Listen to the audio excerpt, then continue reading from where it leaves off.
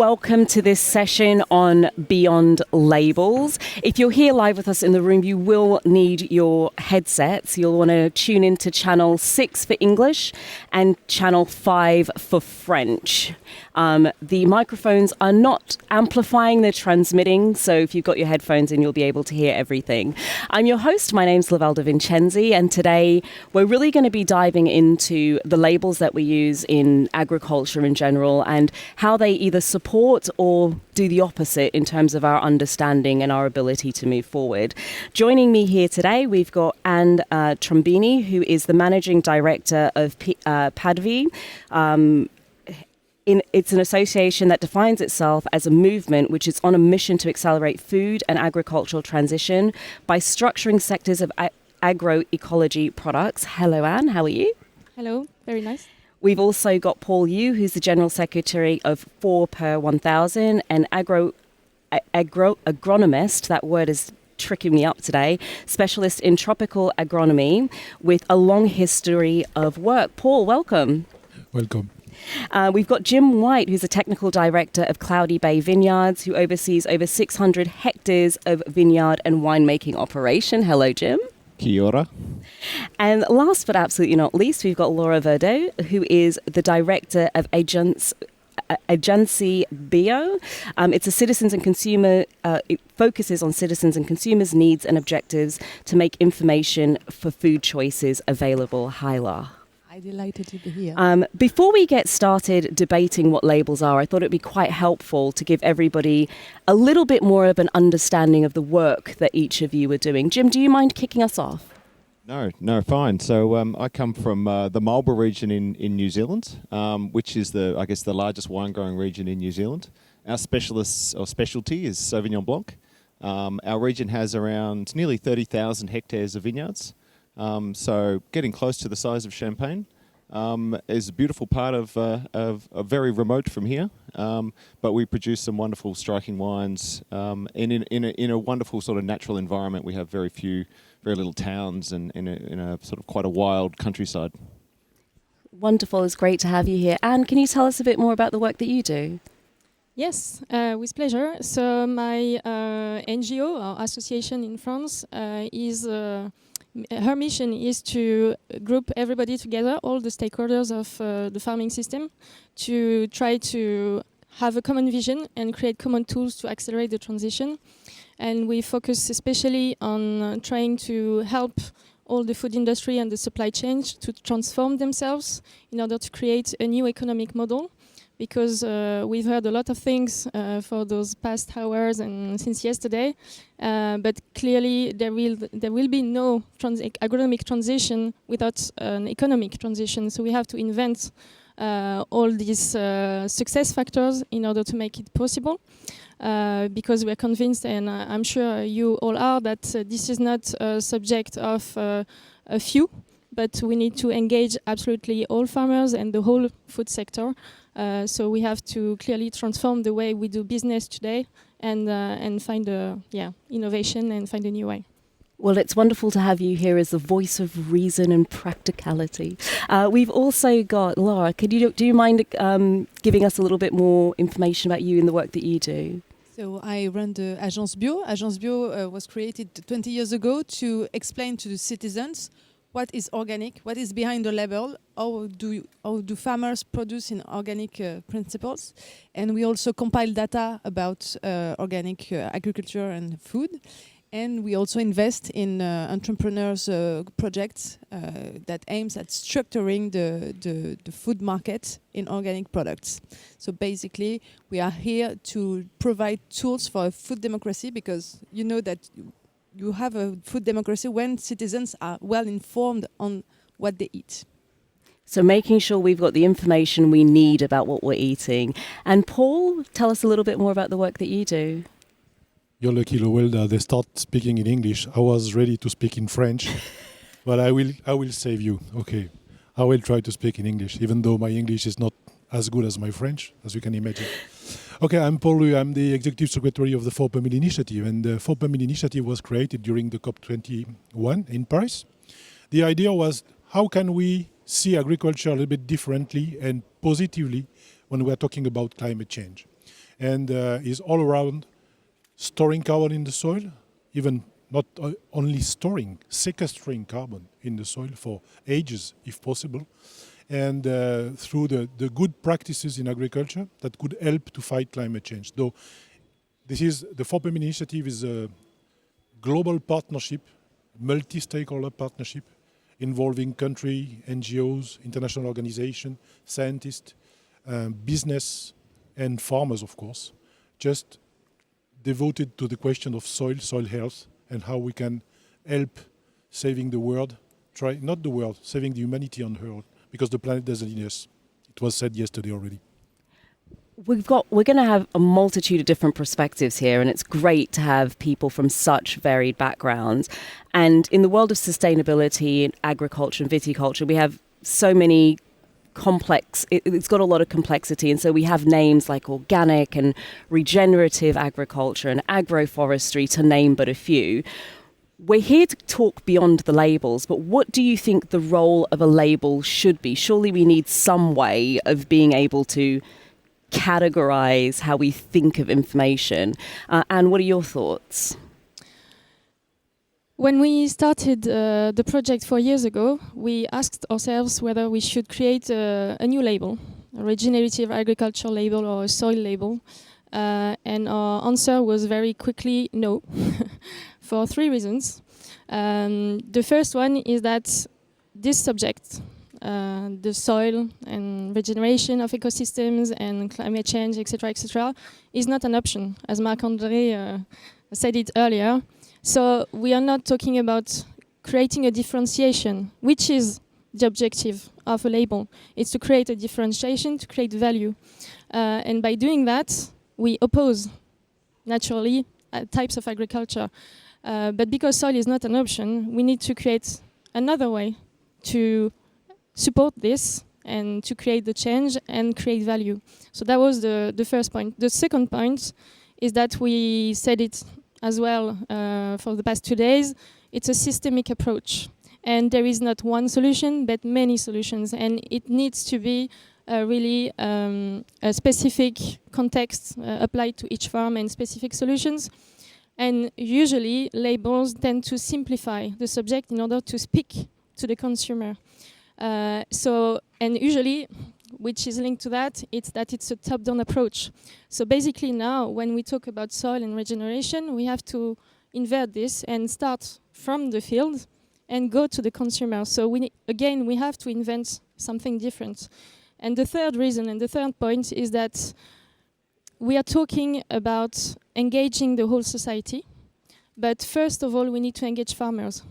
So we made the choice to concentrate on the B2B sector, so the supply chains and the farming sector, in order to be able to speak to those farmers and convince them that they need to go in that direction. And basically, we are convinced that we need different tools to speak to the consumers and to the farmers. So we chose to concentrate on the farmers, and you will see this afternoon there are solutions to speak to the consumers and to interact and connect those two initiatives. But so we preferred working basically on developing common standards, common tools that can engage the whole food and farming sector together, create a common vision, common measurement tools, common engagement tools. And then the value subject is another subject which will need to be interlinked. And clearly, if we can plug basically all the labels, basically all the quantifying tool that can create value on this common standard, then we will succeed. But this was really the approach we chose to put in place, which doesn't mean I'm against label, not at all, because I love Laure and we love organics, but we need to work together. And the reality now is that no label really address the agronomic issue and the soil issue. So this common standard can be used by all of them, after all, but and they will differentiate themselves and create value. But this is another subject. We need to differentiate them. So what I'm really hearing is the labels create differentiation, which sometimes actually moves us away from a common understanding of the problem. You spoke a little bit there, Anne, about the farmers, and you kind of chose that that approach of going to look at how do we engage farmers. Jim, do they care? I think they care very much so. I think, from my experience, both viticulture and agriculture in Australia and New Zealand, I think there's very much a custodian nature to the land. In New Zealand, we have a concept of turangi waiwai. It's the land on which I stand, and that land is yours for today, but it is your children's and your future generations' land also. And I think there's an inherent understanding that farmers need to, at the very least, hand over the land in as good a condition as they were handed it. But also I think there's a very important concept and a true belief by all farmers. They need to hand over that land in a better state than what they found it. And I think we've heard a little bit about transition this morning. I see much more as an evolution. There's a slow evolution from, first of all, from our scientific understanding. There's obviously the financial and economic impacts of what farming does. And we're seeing that element change slowly. And I think probably what we'll see is this evolution, rather than a revolution, an evolution where not only are we understanding the practices today, and I can speak for a lot of New Zealand grape growers, is this concept of regenerative farming. Most of it is sort of has been common practice for us for many years. We don't tend to cultivate our lands.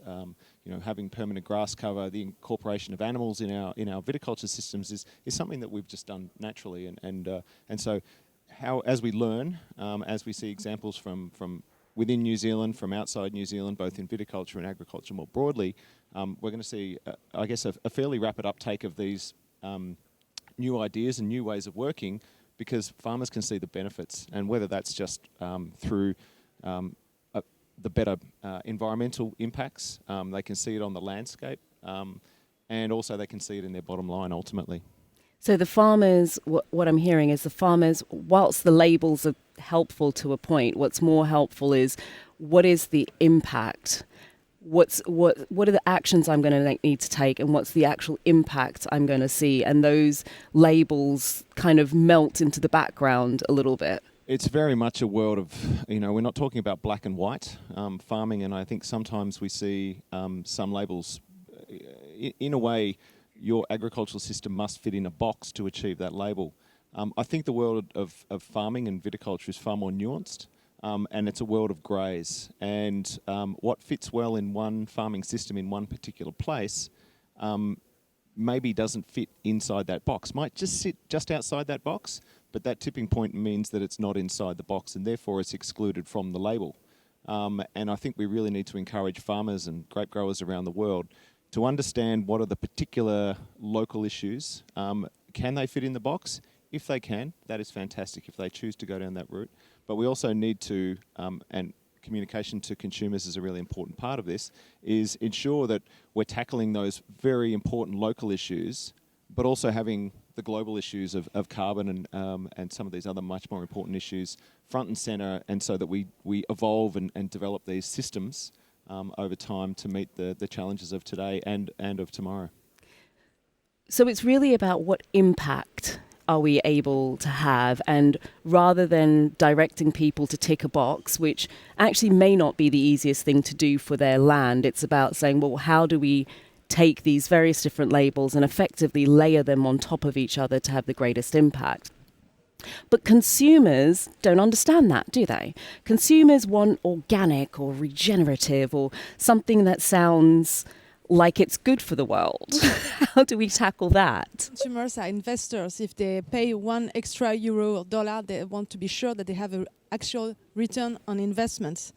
And basically, labels were designed to reassure consumers, because organic food is produced by organic farmers, and they decided, okay, we will take another path. So basically, the agriculture has been organic for 10,000 years, and the last century it became what we say conventional.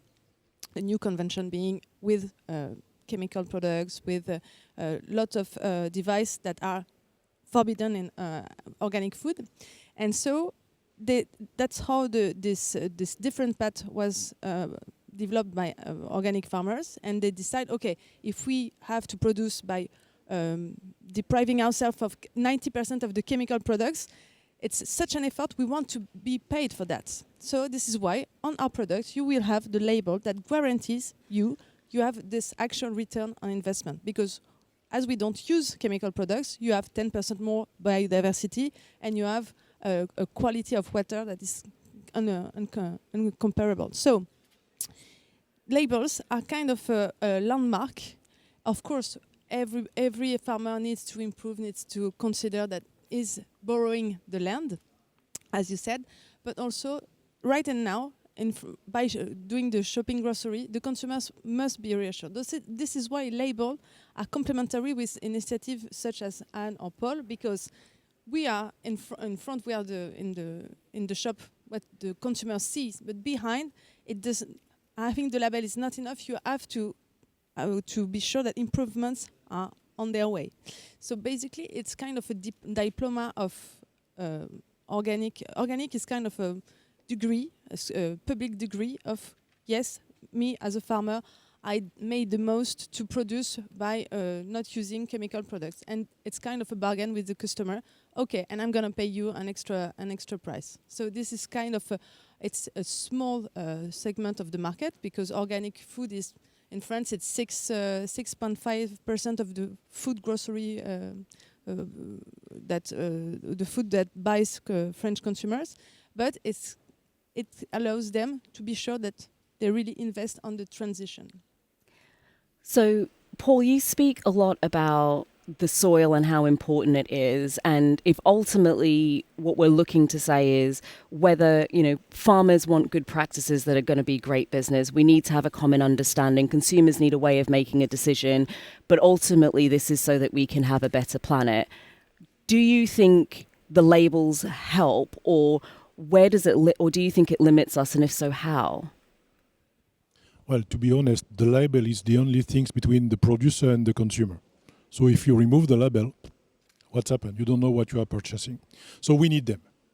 But as it was very well said by Anne and all the other speakers, it's just segment the various production in categories. What we would like to do is, and I don't say it's not good, it's good, we need them. It gives information and it's reassuring the consumer that he is purchasing the right product he is choosing. So, but we need to go beyond that, just for a simple reason. It was very well said by you. I think it seems that you heard me before, but we have the good idea, the same idea together.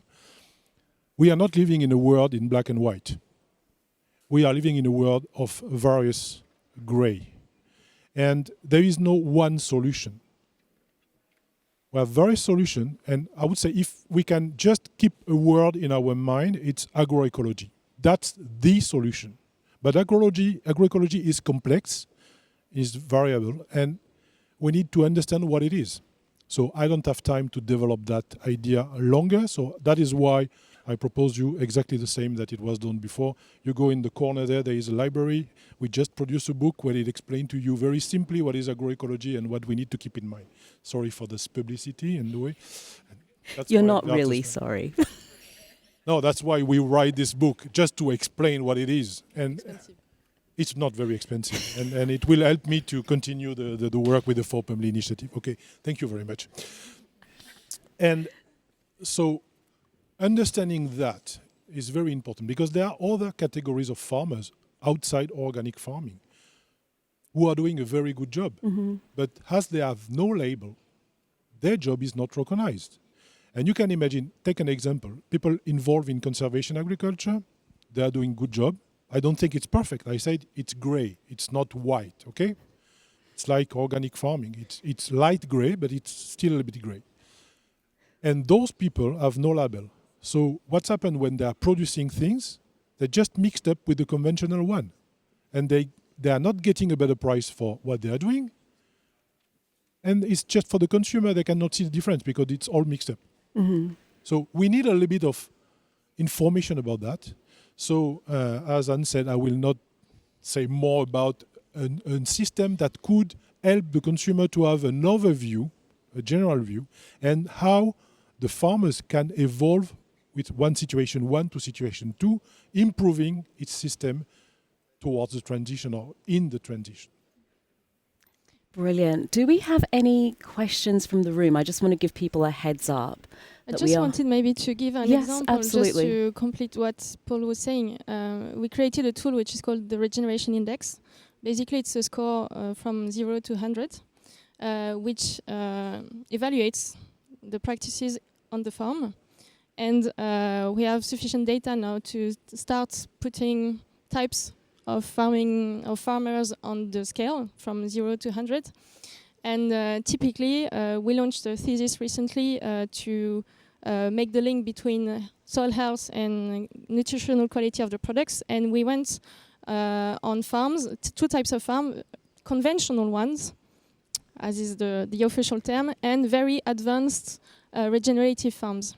And basically what we saw on this scale is that the conventional ones go from 3 out of 100 up to 53 out of 100, which really indicates the scale of differences between farms that are normally considered conventional, that do not create value, and actually are quite badly considered in society. While the very advanced ones were all between 70 and 85. And we have the same with organic. We made a study with our 650 farmers in the members. And we realized that 50% of them are organic farmers, which means that organic farmers, as you said, it's a reassurance. We know they don't use phytosanitary products, but actually, most of them are already doing a lot of very useful things for soil, for regenerative ecosystems. And again, we find organic farmers that are between 35 and 75. And when we talk about creating value, because this is the whole subject actually, we need farmers to continue farming so that we have food, and we need to pay them for their work. So we need to be able to create value for all of them for the reality of what they're doing in the fields, on their farms. And that's the whole subject, how, based on this scale, how this capacity we have now to differentiate them, we can create the financial, economic solutions with the supply chains, with the food industry, in order to help them move forward on this scale and become agroecological farms. And I think I knew you were going to jump in. There's a real in. challenge. Well, I mean, sometimes as farmers, and we do this in viticulture and within Malt Hennessy and certainly around, is sometimes you have to choose the lesser of two evils. We heard yesterday about the change in farming practices in the rangelands of Canada. Large wheat farms, so they're talking about the size of France, where traditionally, for the last 50 years, cultivation has been a very important practice, and this move to zero tillage. And growing up in Australia with a lot of wheat farms, I've seen this transition as well. So farmers have moved from burning diesel and burning carbon in their soils and cultivating their soils to maintain moisture and to control weeds before sowing a crop. They've moved to a farming system where zero tillage, they no longer cultivate, they direct drill their crops. Huge saving in topsoil, actually building carbon in soils, maintaining the stubble of the crops on the land, but it requires the use of a herbicide. Now, this is a great case of choosing between the lesser of two evils. What is, for the longer term, to produce food at the scale that we're trying to do? It's a very tricky decision for farmers to make, and it's a problem that we grapple with. I grapple with my vineyard team on a regular basis. Is do we burn more carbon? Do we cultivate our soils, or do we apply a herbicide? Now we're trying to move towards not using herbicides, but that's coming at a cost, and that's coming at a cost of carbon. It's coming at a cost of soil compaction.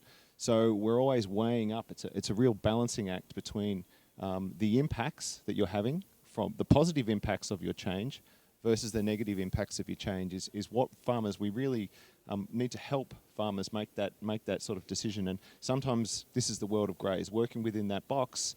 Which side of the line do you want to walk on? It's a complex situation. I can see we've got a question over here, the gentleman in the blue shirt. We're going to get the microphone to you.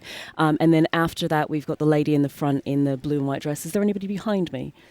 Lady at the back here with the red. Okay, we're going to see if we can get through all three of you. So this is going to be quick fire round. Yes. Thank you.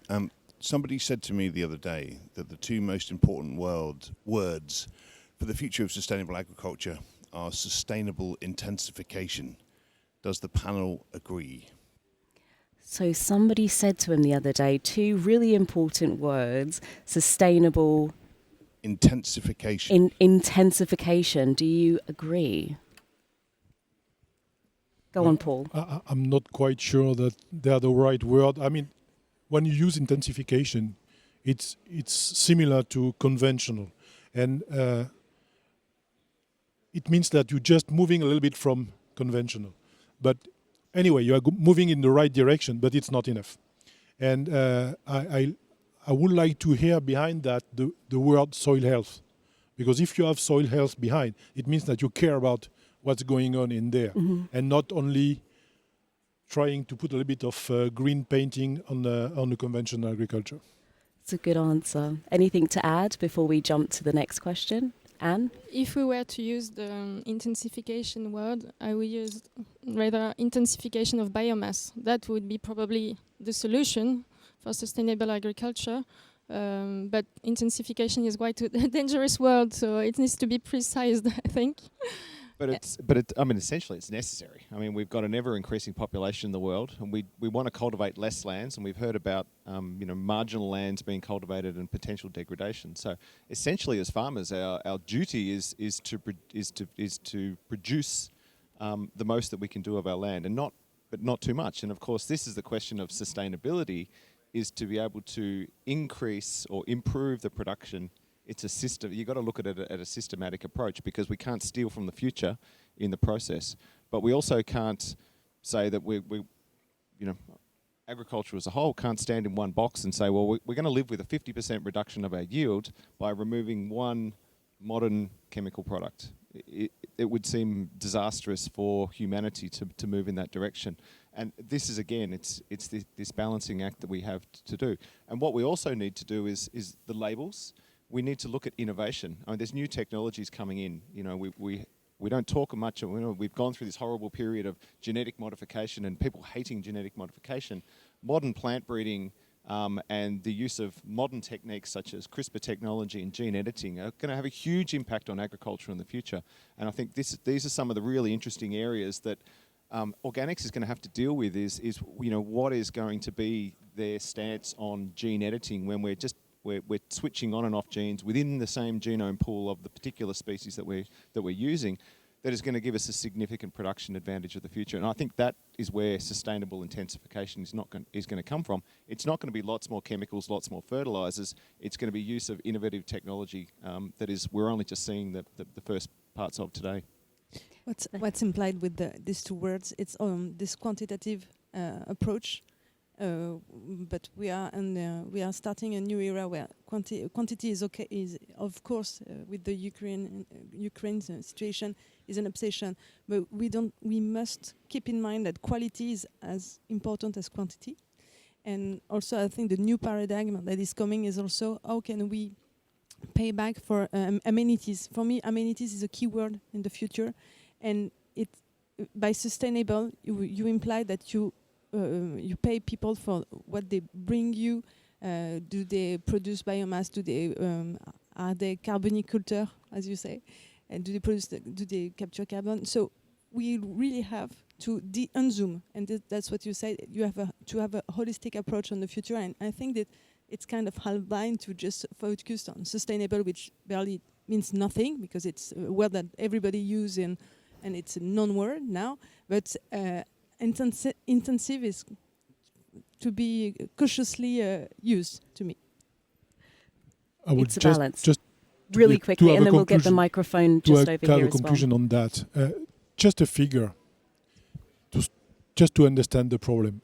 80% of the food eaten by humanity is produced by family small farmers. That means only 20% of those food are transitioning through the international trade.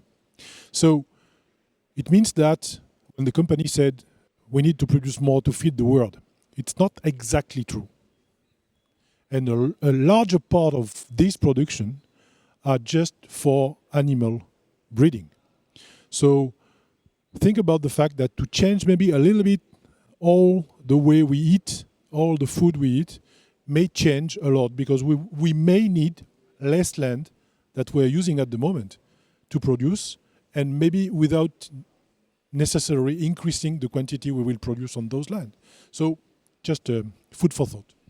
You don't half throw in a very compelling thought to mull about in our minds. We have another question from the audience. I hope this feeds straight into what you just said, because now when we try to bring this back to the consumer, I'm a winemaker and we have 7 different certifications, including organic. I'm totally obsessed with SOiLS, all that stuff, doing all the real stuff, and then trying to communicate it quickly to a consumer that picks up my bottle and doesn't know me from Adam, right? So I have all my label, all my certifications on the back and blah, blah, blah, and HVE and blah, blah, blah, blah. The only one that ever gets through to the brain of my consumers is the one that's called Bee Friendly. I mentioned it yesterday, not because I like them more, they're not more rigorous, more this or that. The only way that a consumer will understand all of that, they don't have time and they think they don't have money, is when you talk to them about something that they already know and they already understand. And then there's a language problem. You have, HVE, all these things in America doesn't translate. Then you have organic, which has different standards here or there. They don't want to know anything about that. They only care about bees. That's been my experience. So how do we use the awareness of a consumer to tie in all the good work that we're doing and then translate it into something that they actually know about and care about? Education, information. Actually, your consumer has been at school, he's a citizen, he should have been trained to be a citizen. He's been taught to know how to read so that he can vote. That's the same. If he has to vote and to choose your bottle, he has to be educated and informed. And right now, the information that gets through and reach the consumer is mostly about price, it's mostly about brands, about retailers, but it's not about what is behind labels. So basically, if you want awareness, on consumers' awareness, you have to ask for citizens' education before, to me. And how do we do that then? You have to vote for those who want to enlighten the new generation. We have to have regular communication. For instance, all this label, for instance, I defend a public label, and we don't have any budget so that we can reach the consumer by saying, hey, do you know that if you pay for this label, you already pay, because organic food, organic farmers are sustained by taxes. So basically, public money is backing agriculture, organic agriculture, farming, and so you have to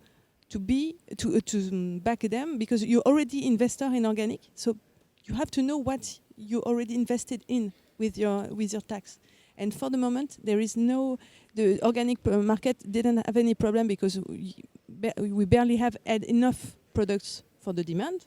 But now we have the sufficient offer, and in front of that, we have to educate the demand, because we have sustained this one. And I can see you have something to add. Yeah, I totally agree. There are 2 challenges we face. We organized an event together, the whole 3 of us, a month and a half ago, and there were 200 stakeholders: financial sector, institutions, farmers, food industry, whatever, everybody. The main challenge that everybody agrees on is that it's a cultural change we need to make for the whole society. And at the moment, we didn't talk much about that for the past 2 days, unfortunately, but training and education is fundamental, and we need a strong political willingness to engage on that from all sectors of the society, including the media, the press. I will insist on that, because sometimes there are lots of stuff really, really good, well done, and when you look at the newspaper, it's not what has been said, because they don't have the background knowledge. And we are talking about something that we all think we know, agriculture, because we eat 3 times a day, but actually not many people understand really what agriculture is about. And I know Marc-André is acting on that, but this is really, really, really important. And the second challenge, from my point of view, is to have measurement tools, simple measurement tools, common standard, as I said earlier, for the farmers, but for the consumer indeed. And there will be a workshop this afternoon. I engage you to go to that workshop because in France there is an initiative to build a simple packaging information based on the key society stakes at the moment, which are climate, biodiversity, pesticides, and welfare of animals, and gives you a score from A to D. And this could become the standard for consumers to understand what they're buying and what the farmers have been doing for real. And this could be really complementary to labels like organic labels, which people know. But we need those measurement tools that everybody agree on. And unfortunately, we like debating a lot about details and about having the perfect solution to measure. But this is not the subject. We don't have time. We need to agree on tools and then improve them all together. And this is really urgent, I believe, because we see coalitions, and I am one of them, one of those coalitions, but there are others, and we all create tools. And at the end of the day, nobody knows what's going on and where the good information is. So we really, really urgently need to agree on that and move forward. So I guess the answer is, I'm aware we've got about 3 minutes left and one more question in the room. So we'll make sure we come back and pick that up a little bit more. The questions at the back, the lady in the red dress. The overall summary, the questions at the back here, the lady in the red dress, thank you. The overall summary of that one is essentially, it's complex and we need a lot of external stakeholders to support moving things forward. And I'm sure Jim has got something extra to add to that. Yes, get your question in as well. Thank you. And I really appreciate the conversation about the many shades of gray in this and the need to work forward urgently in multiple different ways. That texture may be relevant to the question of ratings and rankers. So would groups like the World Benchmarking Alliance, that's now working on some of this for some of the brands, for the GRI and some of those initiatives, give us something that gives a greater shade of gray than a single label? What role does that play in the go forward? Well, within the wine industry, we're working at we have a recent group coming together called the Sustainable Wine Roundtable, and we're working on a sort of global wine standard. Now we talk about sustainability not being particularly, meaningless, and I guess the challenge is what is the new word? Regenerative agriculture is certainly a new word, but we need to ultimately the fundamentals of sustainability are very broad, from vineyard to consumer focus for the wine industry and covering off all things. And obviously at the production end, soils, the fundamentals place of soils in that mix is incredibly important. And I guess every industry is going to find its own foot. The communication piece, I couldn't agree, is the really challenging piece. And ultimately our job as producers, as an industry, is to distill that concepts. And ultimately it is a concept. We need to distill those concepts down into something simple. Organic is an incredibly simple concept for a consumer to understand. I think that's led to the success of the uptake of organic products and that recognition in the consumer space. But ultimately, we need to put some rubber on the road as an industry and as global agriculture as a whole and move forward. So how we go about that, that's for us to tackle, I think, in small chunks. But obviously, starting from global, starting with the UN, the Sustainable Development, I guess underpinning everything that farmers will do around the world is fundamental to that. And I would say what is very important, we talk about education, of course, information, the media, they need really to be the relay of all those information. But the policymaker are the one who can have an impact on the whole things, because all that we are talking about need to be settled in a very neutral way, in order not to favor one to another, and being honest with the consumer. Well, of course, it could be maybe easier to do it at the national level, but we need to do it at the international level, which is really the challenge ahead of us, and we need to work on that. Thank you so much.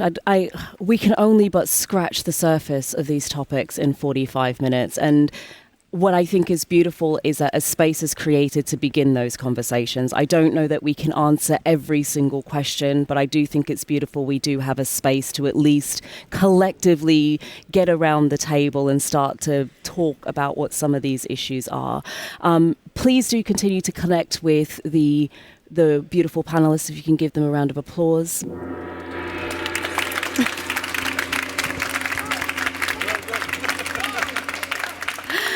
And that's the end of this particular session. Thank you all so much for joining in, and we'll see you soon at the next session. Take care.